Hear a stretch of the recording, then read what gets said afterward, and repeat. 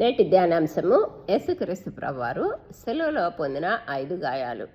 మన కోసము ఏ విధంగా 5 గాయాల నుంచి పాపానికి క్షమాపణ దొరికింది, 5 గాయాల ద్వారా వచ్చిన రక్తమరం మనం ఏ విధంగా పరిశుద్ధపరచబడాలి అనేది నేటి ధ్యానాంశము. మొదటిగా 5 గాయాలు అంటే ఏంటంటే యేసుక్రీస్తు ప్రభువారు తలలో ముళ్ళ కిరీటం ధరించారు. రెండోది వచ్చేసినప్పటికీ చేతుల్లో చెలలు కొట్టారు. మూడోదేమో కాళ్ళలో మేకులు, 2 కాళ్ళలో మేకులు దించారు.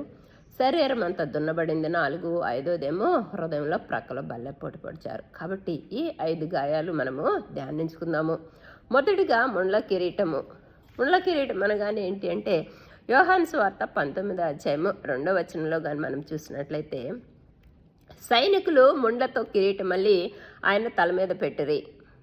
ఎందుకు యేసుక్రీస్తు? ఎందుకంటే రోమ సామ్రాజ్యంలో ఒక పాపం చేసిన వారికి, ఒక అపరాధం చేసిన వారికి సులువ శిక్ష వేస్తారు, కానీ అందులో తలలో ముళ్ళ కిరీటం ధరించే శిక్ష లేదు. కానీ ఎందుకు యేసుక్రీస్తు ప్రభువారు అంతగా శిక్ష పడాల్సి వచ్చింది, ముళ్ళ కిరీటం తలలో పెట్టుకోవాల్సి వచ్చింది అనే అవసరం వచ్చింది, ఎక్కడి నుంచి వచ్చింది అని మనం ఆలోచన చేసినట్లయితే, ఆదికాండము 6వ అధ్యాయము 5వ వచనంలో ఏముంటుందంటే, నరుల చెడుతనము భూమి మీద గొప్పదనియు, వారి హృదయం యొక్క తలంపులు ఊహ అంత ఎప్పుడు చెడ్డదనియు, యెహోవా చూసి నరులను చేసినందుకు సంతాపపడెను అని ఉంటుంది. దేవుడైన యెహోవా అనే మనుషులు చెడ్డ తలంపులు ఉన్నారు అని ప్రభు సంతాపపడుతున్నాడు. అందుకనే ఆ తలంపుల వలన అసలు ఏం జరిగింది, ఏమి శాపం వచ్చింది భూమి మీదకి అని ఆలోచన చేసినట్లయితే, ఆదికాండము 3వ అధ్యాయము 17వ వచనము 18వ వచనంలో కానీ చూసినట్లయితే, ఆయన ఆదాముతో, నీవు నీ భార్య మాట విని తినొద్దన్న ఫలము తిన్నావు కనుక నీకు ఆజ్ఞాపించిన ఆజ్ఞను అతిక్రమించావు, కాబట్టి నీకు ఆజ్ఞాపించిన వృక్ష ఫలములను అన్నిటినీ నీ నిమిత్తము నేల శపించబడి ఉన్నది, అది ముండ్ల తుప్పలను గచ్చ పొదలను నీకు మొలిపించును. కాబట్టి ఒక తలంపుల్లో ఒక చెడ్డ దాని వలన ఏమొచ్చిందంటే ముండ్ల తుప్పలు భూమి మీద గచ్చ పొదలు మొలిచినాయి. కాబట్టి వాటిని తీసివేయటం కోసమే యేసుక్రీస్తు ప్రభువారు ఎప్పుడైతే ముళ్ళ పొదలు, గచ్చ పొదలు అంటే అసలు వాటి వలన మనుషులకి ఏమి సంభవించింది అని ఆలోచన చేసినట్లయితే, హెబ్రీ 6వ అధ్యాయం 7వ వచనంలో కూడా ఉంటుంది, భూమి తన మీద తరచుగా కురియు వర్షము త్రాగి ఎవరి కొరకు వ్యవసాయం చేయబడినో వారికి అనుకూలమైన పైరులు ఫలించును, దేవుని ఆశీర్వాదము పొందును. అయితే అవి ముండ్ల పొదలు, గచ్చ పొదల మీద కానీ పడితే అవి పెరిగిన ఎడల అది పనికిరానిది విసర్జించబడుతుంది, శాపం పొందిందగును. కాబట్టి ముండ్ల పొదలు, గచ్చ పొదలు అంటే అర్థం ఏంటంటే శాపము, ఇంకొకటేమో విసర్జించబడను. కాబట్టి మనుషుల యొక్క జీవితాలు కూడా, కొన్ని జీవితాలు కానీ మనం చూసినట్లయితే కొంతమందిని వాళ్ళ జీవితాల్లో శాపాలతో ఉంటారు. కొన్నిసార్లేమో మనుషుల చేత విసర్జించబడిన వారుగా ఉంటారు, తృణీకరించబడిన వారుగా ఉంటారు. అంటే పాపం వలన, శాపం వలన, వ్యాధుల వలన, రోదన, అలాంటి పరిస్థితులు యేసుక్రీస్తు ప్రభువారు ఇక్కడ ఏమంటున్నారంటే వాళ్ళు ముండ్ల పొదలు, గచ్చ పొదలు ఒక ఐహిక విచారాలు కలిగి ఉంటారు అంటున్నాడు. అందుకే నేను మత్తయి 7వ అధ్యాయం 19వ వచనంలో కూడా ఏముంటుందంటే, మంచి ఫలములు ఫలింపని ప్రతి చెట్టు నరకబడి అగ్నిలో కాల్చివేయబడును. మంచి ఫలాలు ఫలించకపోతే అంటే గచ్చ పొదలు, ముళ్ళ పొదలు. అలాంటి వారి జీవితాలు ఎలా ఉంటాయంటే, మార్కు సువార్త 4వ అధ్యాయము 18వ వచనంలో ఏముంటుందంటే, ముండ్ల పొదలను విత్తబడిన వారు వీరు వాక్యం విందురు, కానీ ఐహిక విచారాల వలన ధన వ్యామోహము. ఐహిక విచారాల వలన అంటే ఏమని అర్థము అంటే, ఇక్కడ ఒకటి ధన వ్యామోహం వలన, ఇతరమైన ఆపేక్షల వలన వాక్యాన్ని అణిచివేసి వారు నిష్ఫలముగానే ఉండిపోతున్నారు అంటున్నారు. కాబట్టి ఐహిక విచారాలు అంటే ఏంటంటే వ్యాధుల వలన, రోదన వలన, లేకపోతే ఏదైనా సమస్యల వలన బయటపడతామా అనే నిరీక్షణ కూడా కోల్పోయి ఉంటారు. అలాంటి వారి గురించి ఐహిక విచారాలు అంటాడు. ధన వ్యామోహం అని చూసామంటే, ఆ ధన వ్యామోహం, ధన ఘనతలు వచ్చినప్పుడు దేవుని నామాన్ని మహిమపరచకుండా వాళ్ళు తనగా స్వనీతితో వాళ్ళ ఘనతను వాళ్ళు పెంచుకుంటారు. వాళ్ళ గురించి కూడా దేవుని నామాన్ని మహిమపరచలేనప్పుడు వాళ్ళు రక్షణ, నిత్య జీవము కోల్పోతారు. అలాంటి వాళ్ళ కోసము యేసుక్రీస్తు ప్రభువారు ఏమంటున్నాడంటే, శాపము, పాపము తీసేయడానికి ఆ గుర్తుగా ఉన్న ముళ్ళు, గచ్చ పొదల్ని యేసుక్రీస్తు ప్రభువారు ముళ్ళ కిరీటముగా ధరించి తల మీద గుచ్చారు. ఎప్పుడైతే, ఎందుకంటే ఆ తలలో మనం చూసినట్లయితే చేతుల్లో అరికాళ్ళలో అయితే చర్మం ఎలా ఉంటుందంటే కొంచెం గట్టిగా ఉంటుంది. కొంచెం ముళ్ళు తగిలినా సరే మనము అమ్మా అని అరుస్తూ ఉంటాము. అలాంటి గట్టి చర్మంలోనే అరుస్తామే మనము. యేసుక్రీస్తు ప్రభువారు మనకు పాపం ఎంత చెడ్డ తలంపులు మనుషులు కలిగి ఉంటారో, ముళ్ళు 6 అంగుళాల ముళ్ళు యేసుక్రీస్తు ప్రభువారు తలలో గుచ్చినప్పుడు లోపల మెదడు లోపలికి వెళ్ళిపోయి తలంతా రక్తం అంతా మొహం అంతా రక్తము కారుతూ ఉంటుంది. కాబట్టి అంత చెడ్డ తలంపులు కలిగి ఉంటారని యేసుక్రీస్తు ప్రభువారు మన నిమిత్తము ఆ వేదనని ఆ రోదనని మనకి భరించారు. అయితే వాటన్నిటిని తీసేయడానికి మనం ఏం చేయాలని యేసుక్రీస్తు ప్రభువారు ఆలోచన చేస్తున్నారు. అలాంటి చెడ్డ తలంపులు తీయాలంటే మన తలంపులు ఎలా ఉండాలి అని మనం ఆలోచన చేసినట్లయితే రోమా 12:2 ఏమంటారంటే, మీరు ఈ లోక మర్యాదను అనుసరింపక ఉత్తమము, అనుకూలము, సంపూర్ణమైన దాన్ని దేవుని చిత్తమేదో పరీక్షించుకొనిడి అంటున్నారు ఇక్కడ. కాబట్టి దేవుని చిత్తానికి లోబడాలంటే మనకు ప్రవర్తన ఎలా ఉండాలి అంటే ఉత్తమము అంటే తను ఎంచుకున్న దానికంటే ఎక్కువగా ఎంచుకొని బాక ప్రభు నిన్ను ఏ స్థితిలో నియమించాడో ఆ స్థితిలో నువ్వు సంతృప్తి కలిగి ఉన్నావనుకో, అప్పుడు నీ యొక్క తలంపులు నీ యొక్క స్వాధీనంలో ఉండి ప్రభు చిత్తంలోకి లోపరచగలుగుతావని ఇక్కడ ప్రభు బయలుపరుస్తున్నారు. అనుకూలముగా ఉండి ప్రభు చిత్తాన్ని గ్రహించండి అంటున్నాడు. అంటే సహోదర ప్రేమ విషయంలో ఒకళ్ళకొకళ్ళు అనురాగం కలిగి ఉండండి, ఘనత విషయంలో ఒకళ్ళకి ఒకళ్ళు గొప్పగా ఎంచుకోనండి అంటున్నాడు. ప్రభు చిత్తానికి లోబడాలంటే నిరీక్షణ గలవారే సంతోషించుచు, శ్రమందు ఓర్పు కలవారే ప్రార్థనండు పట్టుదల కలిగింది. మనం ఇలాగా ప్రార్థన చేస్తూ ఉన్నప్పుడు మనం యొక్క యేసయ్యా శిలువ రక్తంతో నా పాపపు తలంపులన్నీ కడిగి నన్ను శుద్ధించి అన్నప్పుడు యేసుక్రీస్తు ప్రభువారు పరిశుద్ధపరిచి మనము దేవుని యొక్క తలంపుల్లోకి, దేవుని చిత్తంలోనికి మన ఆలోచనలే మార్చుకోవాలి. రెండోది వచ్చేసేటప్పటికి ఆయన చేతులలో చీలలు గుర్చారు. చేతుల్లో చీలలు గుర్చారు అనగానే ఎందుకు అని మనం ఆలోచన చేసినట్లయితే నిర్గమకాండము 20 మొత్తంలో 10 ఆజ్ఞలు ఇచ్చారు. నీ దేవుడైన యెహోవాను నేనే, నీ తండ్రిని సన్మానించము, వ్యభిచరించొద్దు, నరహత్య చేయవద్దు అని. అంటే ఆ ధర్మశాస్త్రం యొక్క ఆజ్ఞలు వచ్చినప్పుడు ఒకవేళ దానికి ఎప్పుడైతే పాపం చేసినప్పుడు పాపానికి పరిహారము అక్కడ పాత నిబంధన గ్రంథం మనకి చూపిస్తుంది. అలా చూపించినప్పుడు ఆజ్ఞలు మోషే ధర్మశాస్త్రం ఇచ్చినప్పుడు ఆజ్ఞలు కొంతమంది ఆచరించారు, కానీ అవి కష్టముగా ఉంటున్నాయి, ఇంకా శాపాన్ని తీసుకొస్తున్నాయి. కాబట్టి అప్పుడున్న ప్రజలు కానీ ఇప్పుడున్న ప్రజలు కానీ దేవుని మర్చిపోయి ఆజ్ఞలను మర్చిపోయి ఈ లోకానికి వైపు తేరి చూశారు. కాబట్టి అలా పాపము నిలిచి ఉంది. అందుకని యేసుక్రీస్తు ప్రభువారు ఆ ధర్మశాస్త్రాన్ని చూసి భయపడి ఇంకా దాన్ని అసలు విసర్జించిన దాని పరిస్థితిలో, కానీ ఆకాశంలో అత్యున్నత సింహాసనంలో ఉన్న దేవాతి దేవుడు పరిశుద్ధుడు, ఆయన తీర్పులు న్యాయములో ఉన్నాయి. దేవుడైన యెహోవా ఏమంటాడంటే, ఆయన తీర్పు తీర్చడానికి న్యాయాధిపతి యేసుక్రీస్తు ప్రభువారేమో తీర్పు తీర్చడానికే సింహాసనాసీనుడై ఉన్నాడు.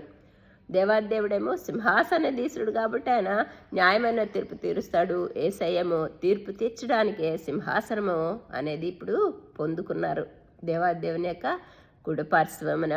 కాబట్టి ఆ యేసుక్రీస్తు ప్రభువారు ఆ పాపపు శాపాన్ని ఈ లోకంలో మన కోసం ఎలా తీసివేశారు అని మనం ఆలోచన చేసినట్లయితే కొలస్సీ 2:15 ఏముంటుందంటే, దేవుడు వ్రాతరూపమైన ఆజ్ఞ వలన మన మీద రుణముగాను మనకు విరోధముగా ఉండే ఆ పత్రాన్ని చేతుల్లో మేకులు కొట్టి చేతివ్రాత దాన్ని తుడిచివేసి మన అపరాధములన్నిటినీ క్షమించి పాపానికి విమోచన కలిగచేశారు. కాబట్టి యేసుక్రీస్తు ప్రభువారు మనకు ధర్మశాస్త్రం యొక్క శాపాన్నంతా చేతుల మేకులు కొట్టి చేతివ్రాతతో తుడిచివేశారు. అయితే మనం ఏం చేయకూడదు ఇప్పుడు అని మనం ఆలోచన చేసినట్లయితే, ప్రభువాన్ని సిలువ చేతుల ద్వారా కడుగున రక్తం చేత నా పాపాలన్నిటిని కడుగని మనము శుద్ధించే ప్రభా అని మనము ప్రార్థన చేసినప్పుడు ఏమి చేయకూడదో కూడా ధర్మశాస్త్రంలో ప్రభు బయలుపరిచారు. మత్తయి సువార్త 5:21 నరహత్య చేయకూడదు అనే దాన్ని దేనిగా మార్చారంటే, నరహత్య చేయవద్దు అంటే మత్తయి సువార్త 21లో నీ సహోదరుని చూసి కోపపడవద్దు, వ్యర్థుడా అనొద్దు, ద్రోహి అని చెప్పువాడు నరకాగ్నిలో పడును, నరహత్యతో చేసినతో దానితో సమానం. కానీ పాత నిబంధనల పాపం చేస్తే అక్కడ శిక్ష పడేది, కానీ నూతన నిబంధన గ్రంథంలో చూస్తే కూడా శిక్ష పడుతుంది. ఎందుకంటే ఇప్పుడు మనకి కోపము, వ్యర్థుడా అని అందరినీ తెలుసో తెలియక దూషిస్తూ ఉంటారు. కాబట్టి అలాంటి దూషణ ఉంటే అంటే నరకాగ్నిలోకి వెళ్తావని యేసుక్రీస్తు ప్రభువారు కొండ మీద ప్రసంగంలోనే బయలుపరిచారు. కాబట్టి ఇంకా 5:27 మత్తయి 5:27 అంటాడు, వ్యభిచరించవద్దని చెప్పాను కదా, వ్యామోహపు చూపుతో చూడవద్దు, చూస్తే వ్యభిచారం చేసినట్లే. కాబట్టి అక్కడ చేస్తే వ్యభిచారము, ఇక్కడ వ్యామోహం చూస్తే వ్యభిచారం కింద ఉంటుంది. అందుకనే యేసయ్య 2 చేతుల్లో 6 అంగుళాలు మేకులు కొట్టుకొని మన నిమిత్తము శిలువలో రక్తం కార్చి ఆ పాపాన్నంతా తీసేశాడు. మనము ఒకవేళ ఈ శిలువ 40 దినాల్లో మనం చేతిలో కాల్చిన రక్తం చేత పరిశుద్ధపరచబడినప్పుడు మనము ఇంకా అయిపోయిన తర్వాత కోపాలు, ద్వేషము, అసూయ, కలహాలు మనలో నిలిచుంటే ఇంకా యేసుక్రీస్తు ప్రభువారు కార్చిన శిలువ రక్తము వ్యర్థం చేసిన వారం అవుతాము. మనము పొందుకునే లేకుండా పోతాము, ఇచ్చిన రక్షణను కూడా కోల్పోతాము. కాబట్టి మన యొక్క ప్రవర్తన అనుదినం యేసయ్య గాయాల ద్వారా 40 దినాలు ఒక్కొక్కటి ప్రభు చిత్తంలోకి ఏమి మన కోసం ఏమి ప్రభు చేశారు, మనం ఏ విధంగా వాటి నుంచి విడుదల పొంది ప్రభు ఏం చేయమన్నారో చేయడానికి మనము సిద్ధపడాలి. 3వ గాయము శరీరము.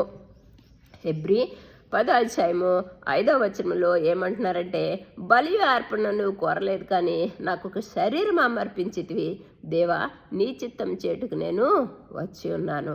కాబట్టి శరీరం అర్పించడానికి, పాపానికి ఒక శరీరం రోమ 4 కూడా ప్రభు ఏమంటారంటే, ఇదిగో ఆయనకు ఒక శరీరం అమర్చితిని, పాపపు శరీర ఆకారంగా ఈ లోకానికి పంపబడ్డాడు యేసుక్రీస్తు ప్రభువారు. ఆయన నోట ఏ కపటం లేదు, కానీ మన పాపములన్నీ యేసుక్రీస్తు ప్రభు యొక్క శరీరం మీద, అక్కడ పాపము కలువరికి సెలవు మీద యేసుక్రీస్తు ప్రభు శరీరం మీద మన పాపాలన్నీ మోపాడు యేసుక్రీస్తు ప్రభువారు.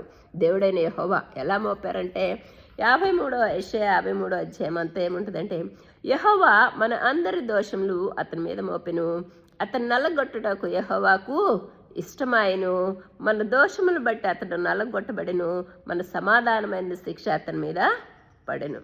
కాబట్టి యేసుక్రీస్తు ప్రభువారు అణువణు వీపు అంతా దున్నబడింది, అణువణువు శిలువలో రక్తం ప్రోక్షించారు. శరీరం అంతా యేసయ్య ప్రతి నడినెత్తి నుండి చేతుల అరికాళ్ళ దాకా ప్రతి శరీరం మీద ప్రతి గాయాలన్నీ ద్వారా రక్తము ప్రోక్షించబడతా ఉన్నది. అందుకని అంటాడు, ఎందుకు అంతగా శరీరం అంతా అంటే, ఈ లోకంలో మన శరీరాన్ని ఏమంటున్నాడంటే, మీరు మీ అవయములను దుర్నీతి సాధనాలుగా పాపమునకు అప్పగింపకుడి, అయితే మృతుల్లో నుండి సజీవం అనుకొని మిమ్మల్ని మీరే దేవునికి అప్పగించుకొనుడి, మీ అవయములను నీతి సాధనాలుగా దేవునికి అప్పగించండి.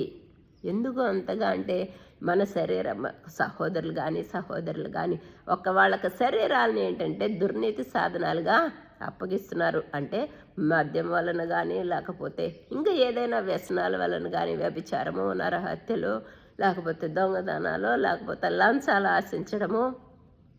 కాబట్టి అలాంటి వాటన్నిటి నిమిత్తము కూడా యేసుక్రీస్తు ప్రభువారు ఏమంటాడు, అణువణువు శిలువలో రక్తం కార్చి ఇంకా శిలువలో నుంచి అంటున్నాడు, ప్రయాసపడి భారం వచ్చిన సమస్త జనులారా, మీరు ఎందాకు మీరు శరీరాన్ని దుర్నీతిగా సాధనాలకు అప్పగించారేమో పౌలు అంటున్నాడు. ఇప్పుడైనా మీరు శిలువ దగ్గరకు రండి, మీ దుర్నీతిగా అప్పగించారు కదా మీ అవయవాలని. ఇప్పుడు యేసయ్య శిలువ వైపు తేరు చూసినప్పుడు కారుస్తున్న రక్తం, అణువణువు కారుస్తున్న రక్తంలో మనము చూస్తూ ఉన్నప్పుడు మన యొక్క పశ్చాత్తాపంతో కానీ మనము యేసుక్రీస్తు ప్రభువారు శిలువ దినంలో ఒక్కసారి మనము కానీ చూస్తూ ఉన్నప్పుడు ఆ ప్రభు హృదయంలో ఉన్న పరిశుద్ధాత్మ దేవుడు మనల్ని పాపాల గురించి, తీర్పు గురించి, నీతి గురించి ఒప్పిస్తూ ఉన్నప్పుడు పాపమును విడిచిపెట్టగలుగుతాము. మనము ముందు సిద్ధపాటు ఉండాలి. ప్రభా, ఇదిగో ఈ సమస్య నుంచి నేను బయటపడలేకపోతున్నాను ప్రభా, ఈ వ్యసనాల నుంచి నాకు విడిచిపెట్టలేను ప్రభా అని విడిచిపెట్టడానికి ప్రయత్నం చేసి శిలువ దగ్గరకు వచ్చినప్పుడు అప్పుడు పరిశుద్ధాత్మ దేవుడు మన ప్రాణాత్మ శరీరాన్ని యేసయ్య శిలువకు వచ్చిన రక్తం చేత పరిశుద్ధపరచబడతారు.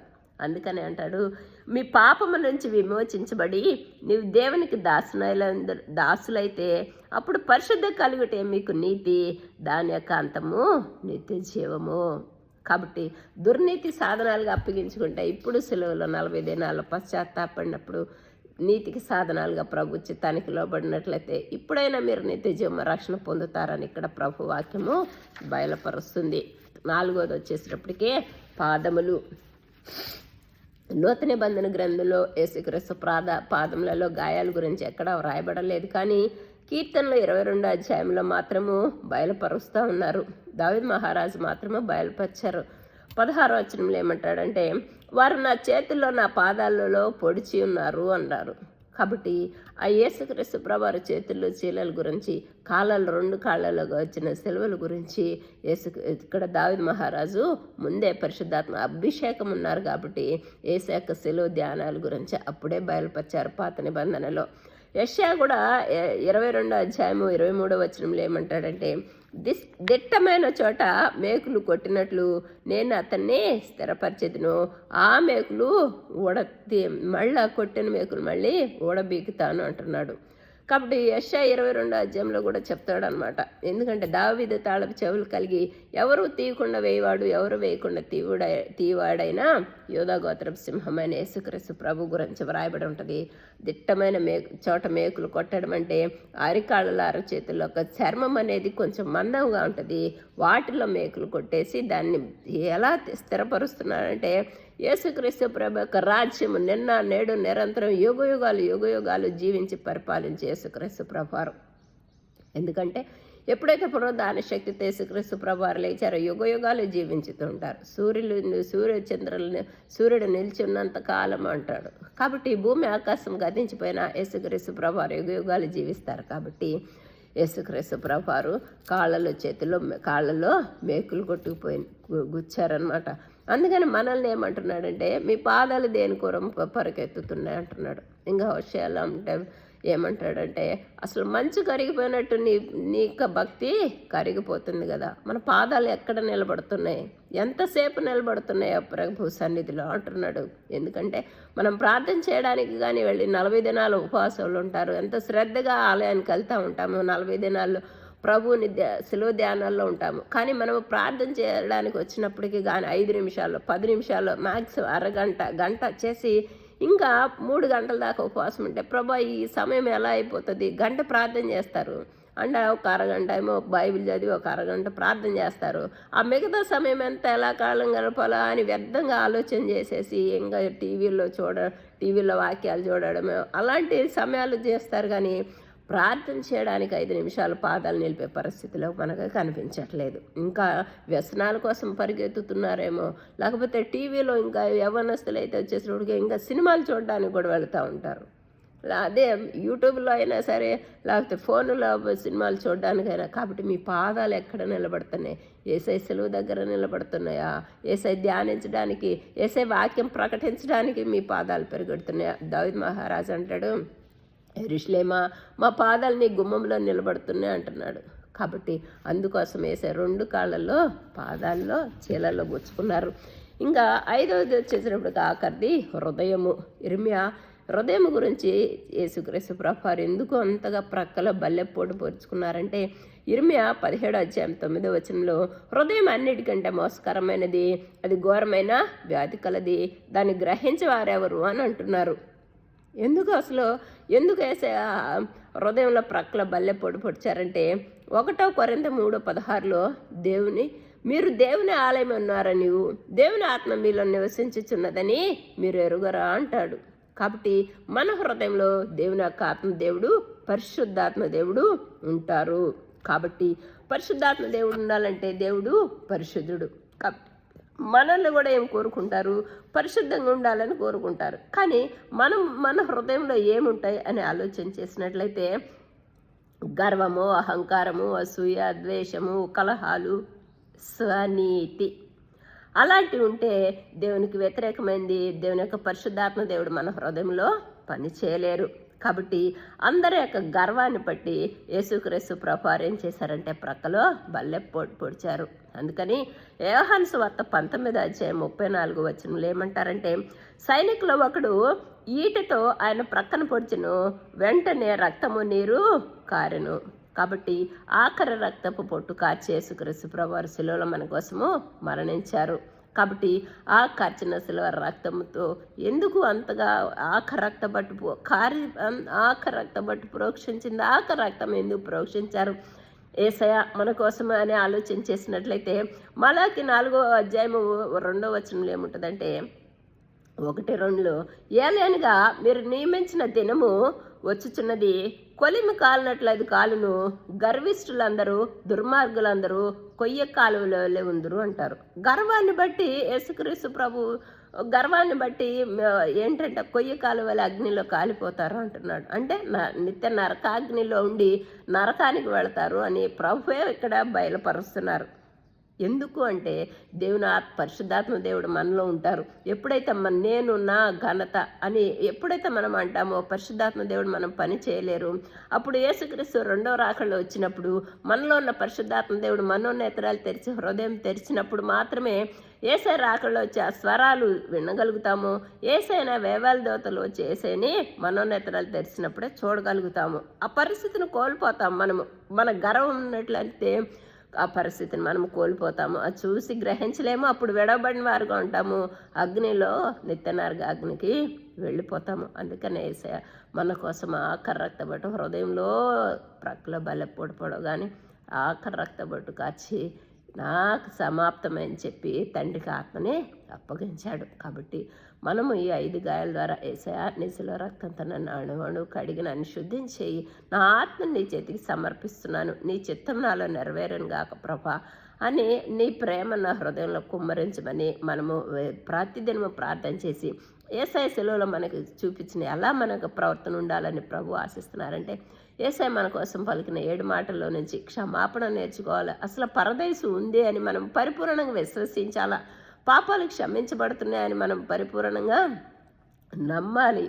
3వ ఏం చెప్తారంటే అసలు తల్లి తండ్రిని ఈ లోకంలో ఉన్న సహోదరిని ప్రేమించాలి అని దప్పికొనిచున్నామంటే యేసయ్య చివరికి శిలువలో మనతో ఏం చెప్తున్నాడంటే కట్టబడి ఉన్న గాడిద పిల్లని నా దగ్గరికి తోలుకొని రండి, సమస్త లోకానికి సర్వలోకానికి వెళ్ళి సర్వసృష్టికి సువార్తని ప్రకటించండి. పోనీ సృష్టికి లేకపోతే వెళ్ళకపోయారు, నీకు కనపడుతున్న నీ బంధువుల్లో కానీ సహోదరుల్ని కట్టబడి ఉంటే ఇంకా రక్షణ లేకపోతే నిత్య జీవం లేకపోతే వాళ్ళని నా దగ్గరికి తీసుకొని రండి అని ప్రభువు శిలువలో ఆఖరి కేక వేస్తున్నాడు. ఈ వాక్యం యేసయ్య నామములో ఆశీర్వదించబడును గాక. ఆమేన్.